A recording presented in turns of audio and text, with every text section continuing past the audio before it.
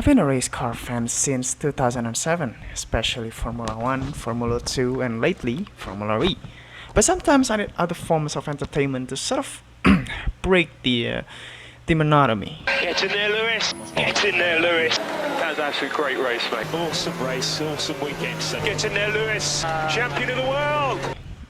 So I started to look deeper at motorbike racing, and boy, how exciting it is to see the perfect harmony between man and machine, seeing riders wrestling the machine on track to be the fastest racer.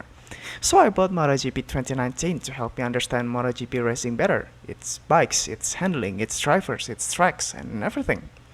I jumped into the game thinking, everyone has four wheels. This thing got two, so should be easier since I have two less things to worry about then, right?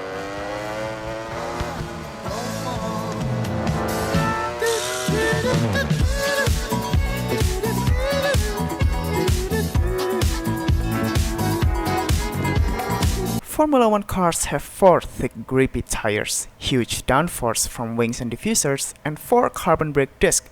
This allows them to reduce their speeds at mind-boggling decelerations. MotoGP bikes on the other hand has much less downforce to help the tires grip. Moreover, under braking, the loads are transferred so much to the front tire that practically only the front tires and brakes are doing the braking, with only a handful of riders such as Rossi even use the rear brakes at all.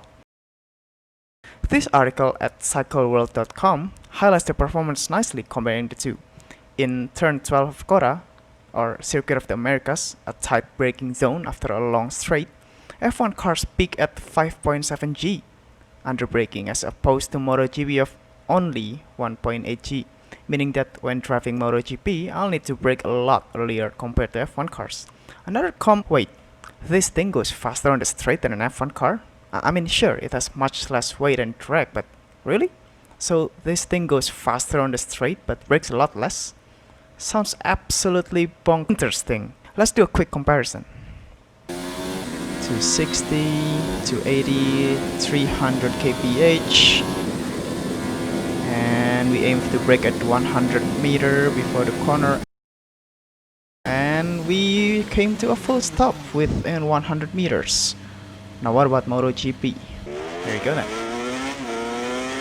150, 200 kph, 250, 270, 280, 300, 320, 330, holy shit!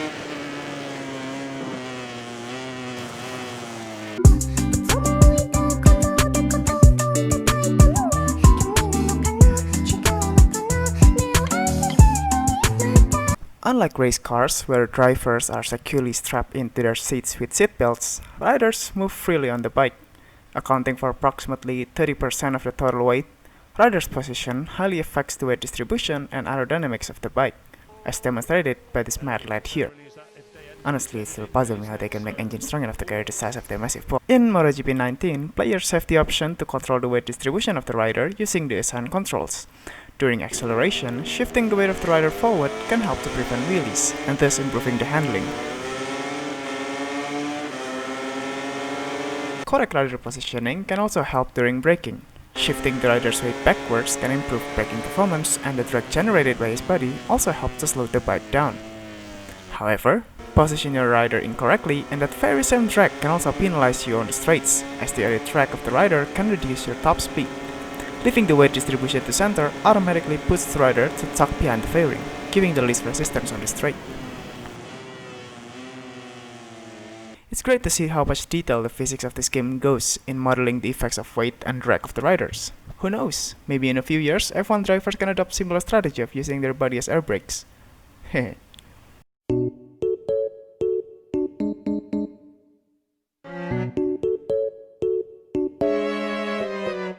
As we see earlier, MotoGP's powerful engine that produces so much torque makes the bike prone to wheelies in acceleration.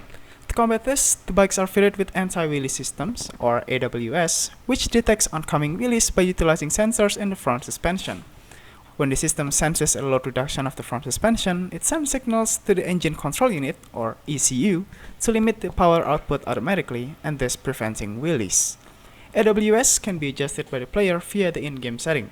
Increasing the levels will increase the effect of the AWS, but will also restrict the engine power during acceleration.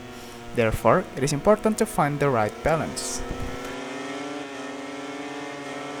Another system fitted on the bike is the traction control systems, or the TCS, whose job is to optimize the wheel spin on the rear tire. And notice that I said optimize instead of avoid, because unlike in F1 cars where wheel spins are generally avoided, MotoGP engineers intentionally induce wheel spin on the bike. What? Depending on the track, tire compound, and the bike, wheel spin between 10 to 15% is ideal to generate enough heat for the tires. Bigger than that, and the riders risk overheating the tire or even losing control. TCS can also be adjusted by the player via the in-game setting. Increasing the level would increase the effect of the TCS, but will also restrict the engine power during acceleration. Therefore, it is also important to find the right balance to ensure optimal acceleration.